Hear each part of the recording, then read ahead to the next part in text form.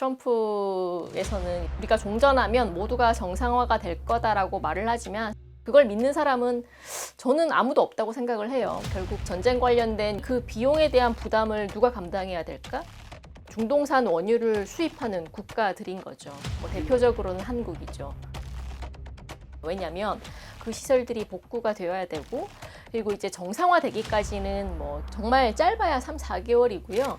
저는 1년까지도 연장될 수 있다고 보고 있어요. 그래서 유가 상승이 국내 물가에 미치는 영향은 생각보다 장기전으로 갈 수 있다는 부분들을 말씀드리는 거고요. 그러면 가장 걱정되는 부분들은 환율의 부담이 될 거고. 그 상황에서 미국이 스테이블 코인을 시행을 하면 더 물릴 수 맞아요. 하다못해 금리까지 높아요, 미국이. 그럼 당연히 그쪽으로 갈 수밖에 없는 거죠. 결국에는 순환의 연결고리로 이어질 수밖에 없다는 거죠. 최근에 환율의 움직임은 전쟁이라든지 불확실성 같은 이런 위험 부담감들도 영향을 미쳤었고, 근데 그 이면에는 이제 펀더멘털이라든지 각국의 금리 차 그리고 달러와 강세의 구조적인 환경들 이런 두 가지 요인들이 모두 영향을 미쳤다라고 보고 있습니다. 이제 어제랑 오늘의 환율의 온도차가 되게 커요. 이제 결국에는 이제 그동안 시장의 불확실성으로 작용했던 전쟁 자체가 종전될 수 있다라는 그런 기대감들이 영향을 미쳤던 것 같고요. 다만 이제 전쟁의 이제 종전 자체도 굉장히 중요하긴 한데 결국에 이제 저희가 앞으로 바라봐야 될 부분들은 특히나 환율에 있어서는 그동안 지속되었던 전쟁으로 인한 청구서에 주목을 조금 해야 될 것 같아요. 예를 들면 이미 높아진 유가 수준이 내려오는 데는 시간이 걸릴 수도 있을 것 같고요. 그리고 실제로 이제 유가 관련된 정유 관련된 시설 파괴 이런 부분들은 단기간 내 해결될 수 있는 문제는 아니에요. 결국 그 시설들이 복구가 되어야 되고 그리고 이제 정상화되기까지는 길게는 1년 그 이상으로까지 시간이 소요될 수 있는 부분들이 크고 그럼 결국에 고스란히 그 비용에 대한 부담을 누가 감당해야 될까? 당연히 가장 첫 번째로는 중동산 원유를 수입하는 국가들인 거죠. 대표적으로는 한국이죠. 한국은 중동산 원유를 약 70% 정도를 수입을 하고 있고 그러면 이제 당연히 이제 그런 유가 상승분에 대한 비용 부담들을 한국 경제가 받아가는 거고 그게 경제 측면에서는 물가 부담으로 이어지면서 불확실성은 계속적으로 존재할 수밖에 없다라고 보고 있죠. 종전이 되더라도 한 3개월 내지 4개월은 계속 조금 이제 고유가라든가 이게 유지가 된다고 보시는 거예요? 네, 그 잔존 여파 정말 짧아야 3, 4개월이고요. 저는 1년까지도 연장될 수 있다고 보고 있어요. 소위 말해서 유가 상승이 국내 물가에 미치는 영향은 과거에 이제 오일 쇼크 1997년도 케이스를 봤을 때는 1년에서 1년 6개월 정도 걸렸었어요. 그렇게 따지면 적어도 올해 말까지는 그 영향이 지속될 수 있고 트럼프는 전쟁이 끝나면 유가를 어마어마하게 낮출 수 있다. 일단 첫 번째로는 그렇게밖에 말할 게 없지 않았을까요? 네, 지금 전쟁이 끝나도 유가가 안 내려간다라고 하면 잃을 게 너무 많아요. 근데 일단 언제일지 모르겠지만 내려간다라고 하는 게 트럼프 입장에서는 유일한 선택이었었던 것 같고 두 번째로 지금 예를 들면 정유소 하나가 망가진 게 아니에요. 주유소 하나가 망가진 게 아니에요. 관련된 제반 시설이 조금 생각보다 크게 망가지고 있는 상황인 거라서 복구까지는 시간이 많이 소요될 수밖에 없다는 건 명백한 사실인 거고 그리고 그거 이외에 지금 2차적으로 나타나는 문제 중 하나는 원유 이외에도 지금 이제 중동 관련된 기초 원자재 가격들이 폭등을 했다라는 거죠. 우리 반도체도 중동 쪽에서 오는 게 있다 하더라고요. 맞아요. 예를 들어서 황산, 리튬 이런 가격들이 폭등했다는 건 결국에는 이걸 베이스로 만드는 반도체라든지 이런 가격들의 2차적인 가격 전가로 이어질 수 있다는 문제라서 그리고 세 번째로는 이제 호르무즈 해협을 지나려면 통행세를 내세요. 이런 얘기들도 나오고 있는 상황이잖아요. 그러면 기존에 없었던 그런 원유 관련된 아니면 원자재 관련된 비용 부담이 높아졌다는 부분들은 분명히 하루 이틀 만에 제거되지는 않을 거예요. 그럼 여기에 대해서 영향을 저희들은 고스란히 받을 수밖에 없는 거고 유가가 낮아진다면 한국 경제는 좋아지지 않을까요? 이건 정말 많은 희망을 돌린 거고 일단 전제가 유가가 낮아져야 되는 건데 그게 쉽지 않다. 시간이 많이 걸린다. 그렇죠. 그리고 두 번째로 유가가 낮아지더라도 기존에 올라갔던 부분에 대해서는 저희가 어쨌거나 이제 성적표를 받아야 된다, 계산서를 받아야 된다. 그러면 적어도 2분기, 3분기 동안에는 국내 물가 자체는 안정되진 않을 거예요. 그래서 그런 부분들을 둘 다를 고려했을 때는 뭐 전쟁의 종전 유무랑 상관없이 뭐 국내 경제가 받을 수 있는 충격 자체는 되돌리기 어렵다.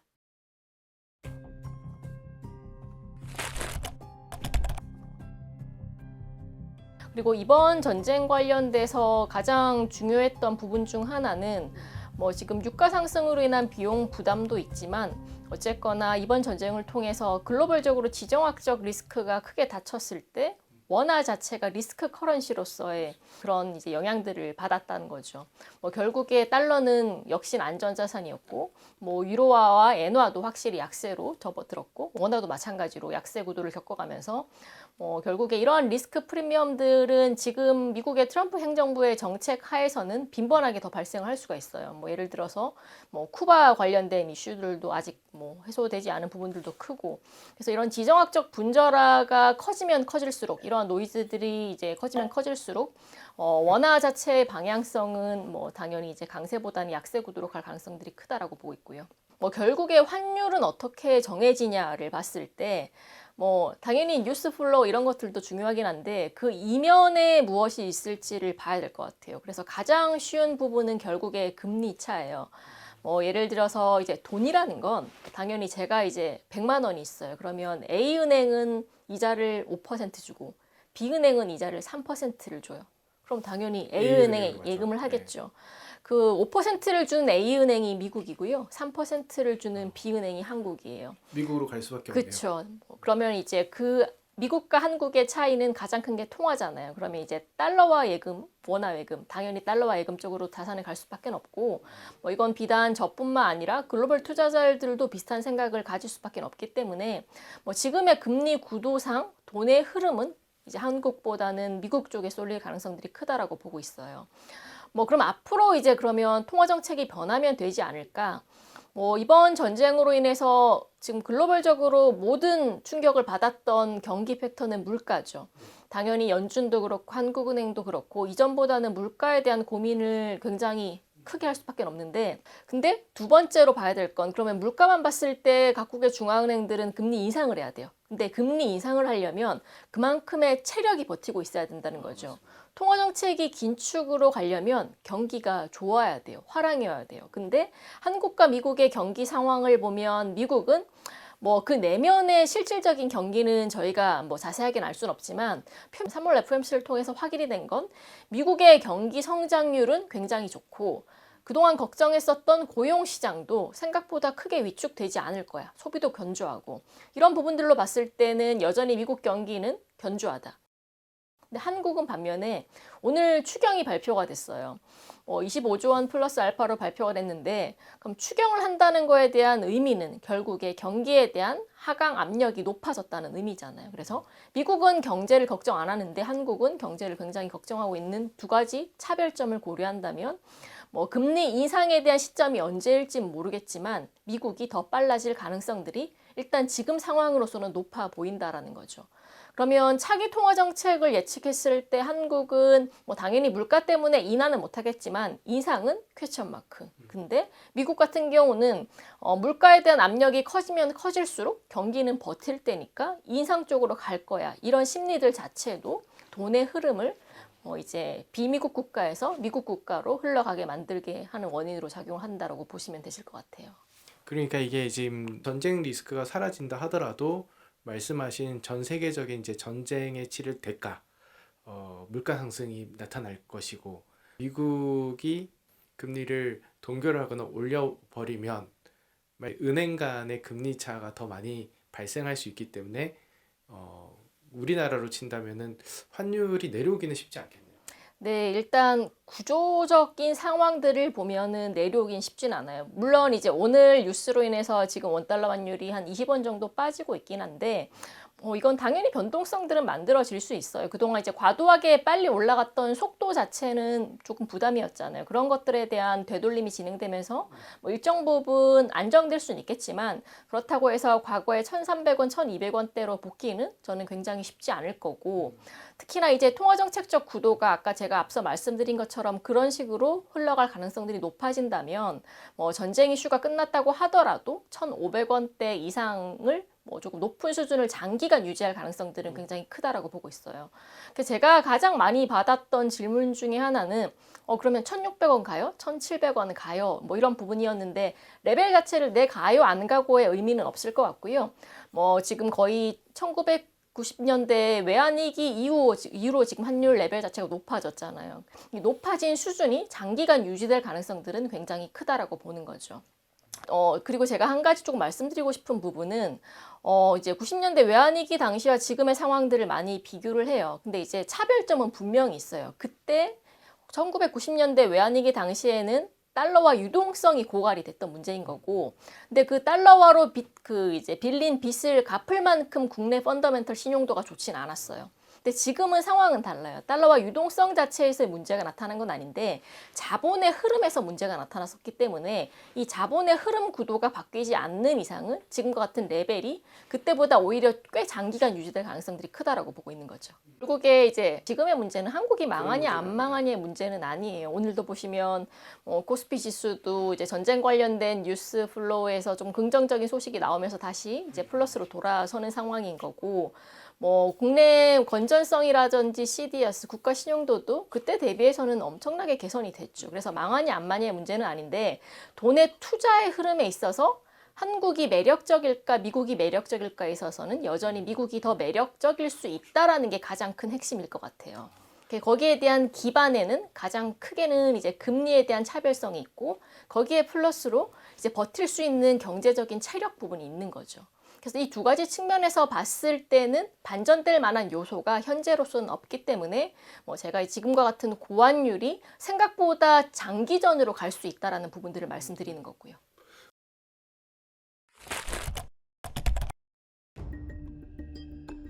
근데 일반적으로 생각하는 게 이제 원달러 환율이 오르면 수출 기업은 대박이다. 뭐 이런 게 일반적인 생각인 거죠. 근데 이제 그 수출 기업을 조금 더 들여다보면 결국에 뭘 만들어서 수출을 해야 될 건데 그 만드는 원자재는 대부분 수입을 하거든요. 그래서 원자재의 수입 가격이 높아지면 당연히 기업단에서는 제품을 만드는 데서의 코스트가 굉장히 높아져서 사실상 빚 좋은 개살구가 될 수는 있어요. 매출은 굉장히 많은데 실제로 기업이 얻는 이익 자체는 떨어질 수 있다라는 순이익 자체는. 그래서 지금과 같은 상황에서는 그럴 가능성들이 굉장히 높아질 수밖에 없는 거고 뭐 겉으로는 뭐 오늘도 그렇지만 3월달 국내 수출 증가율이 거의 50% YY로 기록을 했어요. 뭐 역대 최고 수준인 거죠. 그래서 이것만 보면 한국 경제 괜찮은데? 근데 왜 이렇게 원화가 약세할까? 이렇게 조금 아이러니한 생각들을 가지실 수가 있는데 그 안에서는 지금 생각보다 빠르게 양극화가 진행이 되고 있다는 거죠. 그리고 말씀하신 대로 결국에 그러면 수출 기업은 살아남아야 되잖아요. 그러면 이제 결국 제품에 대한 가격들을 높게 가져갈 수밖에 없는 상황인 거고 뭐 그게 이제 국내로든 해외로든 그렇게 이제 풀리다 보면 결국에 소비가 받는 충격까지도 2차적으로 3차적으로 발생할 수 있는 부분들도 내수단에서의 위축 요인이 될 수밖에 없을 것 같고요. 그래서 오늘 이제 추경안을 보면 이제 그런 이제 기업들 간의 양극화 문제에 대해서 차별적인 선별적인 지원들을 하겠다라는 계획들도 나와 있어요. 근데 이게 뭐 단발성 지원에 그치지는 않을 것 같고요. 뭐 결국에 지금 아까 말씀드린 대로 유가 상승으로 인한 충격 그런 청구서들을 이제부터 받게 될 건데 그 기간은 생각보다 길 거고 그 안에서의 기업들 간 양극화는 계속적으로 커질 수밖에 없으니까 정부는 계속적으로 재정적 지원을 할 수밖에 없는 거고 그럼 또 다르게 생각해서는 결국 국내 입장에서는 돈을 계속 푸는 정책을 지속을 할 수밖에 없다는 거죠. 이제 지금 당장 상황만 놓고 봤을 때는 그런 비교들을 많이 하세요. 뭐 과거에 이제 추경을 했을 때는 뭐 조금 어렵게 말해서 적자 국채란 걸 발행을 해야 돼요. 왜냐하면 원래 정부는 애초에 예산을 짜잖아요. 이제 이번 올해 세출이 어떻게 될 거고 세입이 어떻게 될 거니까 여기에 맞춰서 딱 정확하게 예산을 짜놓는데 생각지 못하게 세출이 늘어나거나 생각지 못하게 세입이 줄었을 때는 채권을 발행해서 돈을 조달하는 거죠. 그게 이제 여러분들이 아시는 이제 국채라는 건데 이번 같은 경우는 세출은 늘어나겠죠. 앞으로 이제 돈을 쓸 게 많아지니까. 근데 다행히도 작년, 올해 모두 세입 부분, 특히나 법인세 부분에 대해서의 증가가 예상이 되고 있어요. 뭐 예를 들면 삼성전자나 하이닉스가 그쵸 반도체 이제 수출로 인해서 돈을 많이 벌었기 때문에 그만큼 이제 국가에 내야 되는 법인세가 증가하겠죠. 제가 알기로는 작년이랑 올해 합치면 한 25조 정도 증감이 예상이 된다고 하더라고요. 그런 부분들은 이제 추경으로 인해서 투입이 될 건데 이런 추경의 규모와 그리고 이제 기간 자체가 길어질수록 이제 세수로 인해서 커버할 수 있는 부분들이 한정적이라는 거죠. 뭐 결국에는 그러면 가장 걱정되는 부분들은 과거처럼 또 정부가 적자 국채 발행을 통해서 재정적 지원을 하게 되면 원화를 찍어서 푸는 거니까 그러면 이제 환율 상승의 요인이 될 수밖에 없다는 거죠. 지금의 한국의 경제 체력을 봤을 때는 풀 수밖에 없는 상황인 거는 맞는 거죠. 그렇죠. 지금 한국은행이 올해 한국의 경제 성장률을 2%로 전망을 했어요. 근데 이제 저희가 예상치 못한 이제 위기를 겪었죠. 외부 변수, 유가 충격이 오면서 뭐 일각에서는 유가가 10에서 2% 정도 올라갔을 때 결국에 이게 물가 부담으로 연결되면서 GDP의 뭐 0.2% 또는 0.4%포인트까지도 까먹는 케이스더라고 많은 이론들을 발표를 하세요. 그러니까 제가 말씀드리고 싶은 부분들은 GDP에는 마이너스적 요인이다. 그래서 이걸 메이크업하기 위해서 GDP에서의 또 다른 요소인 정부 지출을 이제 늘려야겠죠. 그래서 정부 단에서 지출을 늘리면서 GDP가 이제 떨어지는 부분들을 방어하겠다라는 거죠. 약간은 조금 악순환의 고리로 가는 느낌이 좀 드는데 그렇게 이해해도 되나요? 네, 맞아요. 그쵸. 이게 결국에는 어느 한 부분에 대한 희생은 어쩔 수 없을 것 같아요. 뭐 거시적인 측면에서 지금의 상황은 이제 돈을 풀어서 이제 경기에 대한 방어를 하고 그 이후에 경기에 대한 체력이 회복이 되면 그 위에 이제 물가를 잡기 위해서 금리 인상을 할 수도 있는 거잖아요. 근데 그 안에서의 시차적인 마찰은 발생할 수밖에 없는 거고 특히나 이제 중동산 원유를 수입하는 국가는 아시아 쪽 국가들이기 때문에 더 경기에 대한 충격을 크게 받을 수밖에 없을 것 같고 유가 상승으로 인해서 실질적으로 미국이 받는 경기 충격은 적어요. 그래서 미국은 이제 경기 단에서의 걱정이 한국보다는 덜 하니까 상대적으로 금리 정책을 할 수가 있는데 한국은 이제 이도저도 못하는 딜레마의 상황에 빠지게 되지 않았을까라고 생각을 하고 있고요.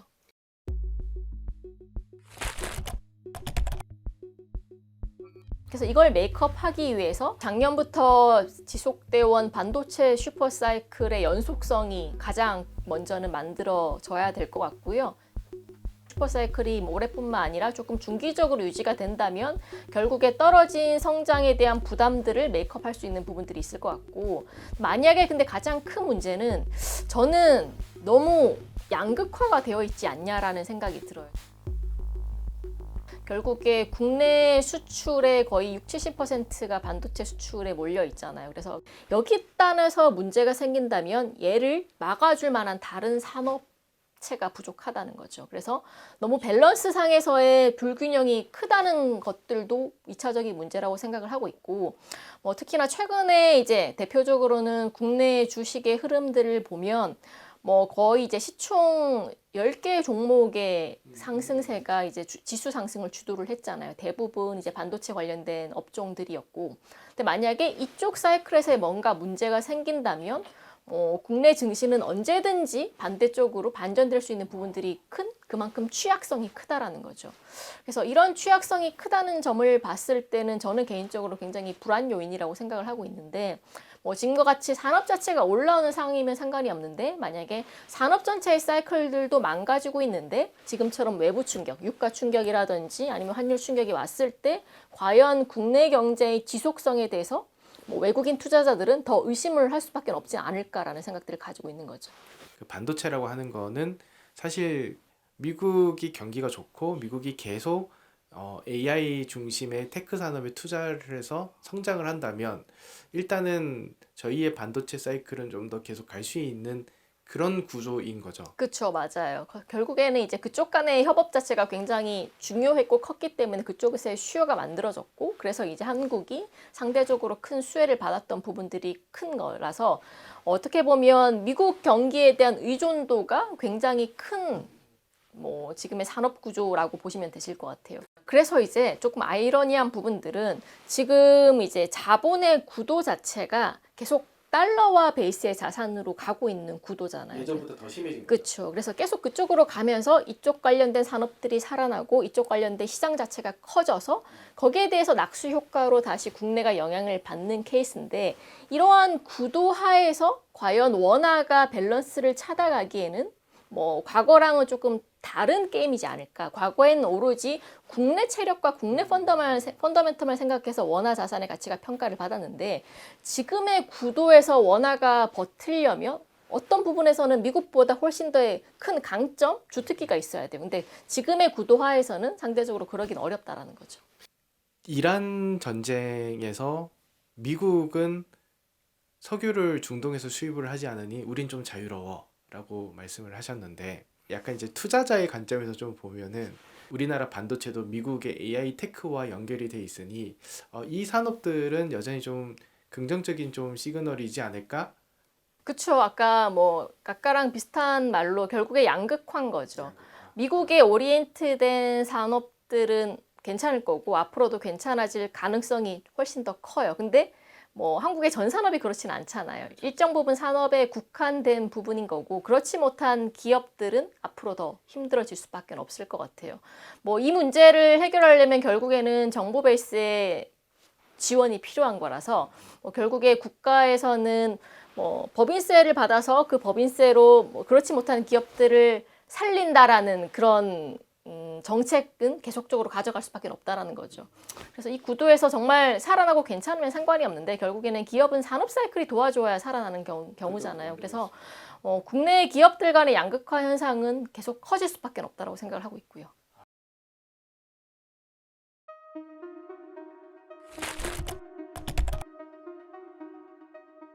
트럼프 행정부에서 스테이블 코인을 한다고 하잖아요. 달러 스테이블 코인이 되면 원화의 가치는 더 하락하고 달러 스테이블 코인 쪽으로 시장이 많이 넘어갈 수 있겠다는 생각이 얼핏 드는데 맞나요? 맞죠. 결국에는 그런 이제 통화의 가치 자체 측면에서 봤을 때도 그 베이스가 달러 스테이블 코인이 된다면 뭐 원화뿐만 아니라 뭐 최근에 리스크 커런시로 평가를 받았던 뭐 다른 통화 가치의 자체에도 장담할 수가 없게 되는 거죠. 그래서 지금의 트럼프 행정부가 하고 있는 정치, 경제, 무역 이런 구도를 모두 종합을 해보면 원화 자체에서 유리할 수 있는 부분들은 거의 없어요.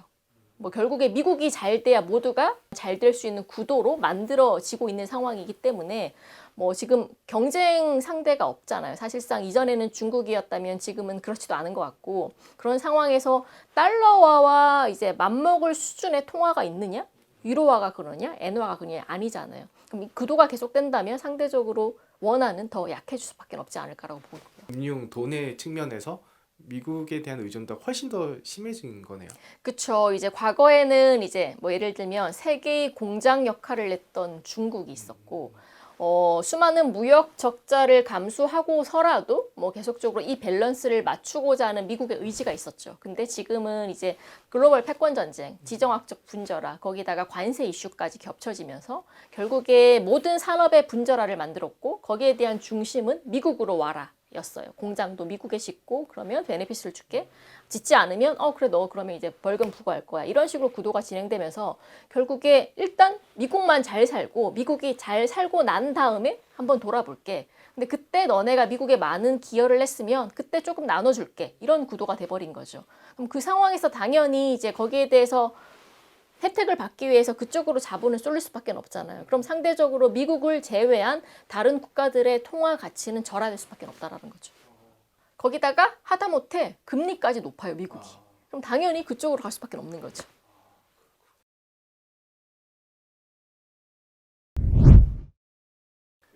전쟁의 대가는 굉장히 크죠. 뭐 결국에는 뭐 지금 트럼프에서는 우리만 빠져나가면 모두가 정상화가 될 거다라고 말을 하지만 사실상 그걸 믿는 사람은 저는 아무도 없다고 생각을 해요. 그럼 결국에 거기에 대한 대가는 이제 전 세계가 부담을 해야 되는 부분들이 크다라고 보고 있고 한국의 입장에서는 당장 받을 수 있는 성적표는 물가예요. 빠르면 4월달, 5월달 정도에 저희 YOY 기준으로 국내 소비자 물가 상승률 3자를 드디어 볼 가능성들이 높아요. 1월달 그리고 2월달에 2%라는 좋은 성적표를 찍었다가 지금 생각지 못한 외부 충격을 맞으면서 다시 물가가 튈 가능성들이 커졌고 실제로 그렇게 될 거예요. 그럼 한은이 올해 소비자 물가 전망 그 목표치를 2.2% 정도로 잡고 있는데 뭐 적어도 이 충격에 큰 변화가 없다면 저는 개인적으로 뭐 2.2%는 택도 없다. 2.5 또는 그 이상으로까지도 연간 물가가 높아질 수밖에 없다라고 보고 있어요. 그게 첫 번째 성적표가 될 거고 두 번째로 물가 부담이 높아지면 결국에 뭐 수출에 따른 절대적인 양 자체는 증가할 수 있지만 결국에 이제 밸런스를 맞췄을 때 원자재를 수입하는 비용이 더 커지는 빛 좋은 개살구를 보여주는 수출 기업들이 많이 등장을 할 거고 뭐 수입하는 업체들은 말할 것도 없고요. 거기에 따라서의 기업들의 큐 자체가 줄어들 수 있어요. 그리고 세 번째로 소비인 거죠. 뭐 결국에 물가 부담이 높아진다는 건 나는 가만히 있었는데 내 월급은 줄어든다는 거예요. 그러면 가계의 실질 구매력이 떨어지면서 이런 부분들은 또 내수를 갉아먹을 거예요. 그래서 그럼 정부가 역할을 해야겠죠. 오늘 이제 그 뉴스가 나온 것처럼 정부에서 추경을 실시를 했어요. 근데 지금의 추경은 법인 세수가 워낙 좋았기 때문에 여기에 대해서 재원 마련이 가능했었는데 이제 2차, 3차의 추경은 퀘스천 마크예요. 이걸 과연 이제 정부의 법인 세수만으로 감당할 수 있을지. 그리고 기업들이 내는 법인세도 결국에 기업들이 돈을 못 벌면 또 줄어들 거예요. 그럼 여기에 대해서 분명히 밸런스가 안 맞아질 건데 그러면 이제 최악의 케이스로는 적자국채라는 부채를 또 찍어서 경기로 이제 충당을 하게 되면 여기에 대해서 원화가 늘어난다는 측면들은 또 환율의 부담이 될 거고 이게 악순환의 연결고리로 이어질 수밖에 없다는 거죠. 그래서 이건 뭐 비단 국내뿐만 아니라 뭐 유럽, 일본 다 마찬가지일 거예요. 그런 구도에서 봤을 때 이제 일각에서는 이제 전쟁 끝나면 원달러 환율 1,400원, 1,300원 가는 게 아니에요? 저는 아니라고 말씀을 자신 있게 드리고 싶어요. 전쟁과 상관없이. 맞아요. 오히려 이제 뭐 물가, 경기에 대한 리스크들이 커지면 커질수록 오히려 원화에 대한 취약성은 더 부각될 수밖에 없다라고 보고 있고요. 거기다가 최악의 케이스로 뭐 지금 뭐 2분기 또는 3분기에 연준이 FOMC를 통해서 금리 인상을 하거나 인상을 할 수 있다라는 자신감을 내보이면 내보일수록 원화는 더 취약해질 거예요. 그래서 앞으로 지금의 높은 고환율의 수준은 단발성이 아니라 생각보다 장기전으로 갈 수 있다라는 점을 조금 대비하실 필요가 있지 않을까라고 보고 있고요. 네, 오늘 교양이를 부탁해는 여기까지입니다. 감사합니다.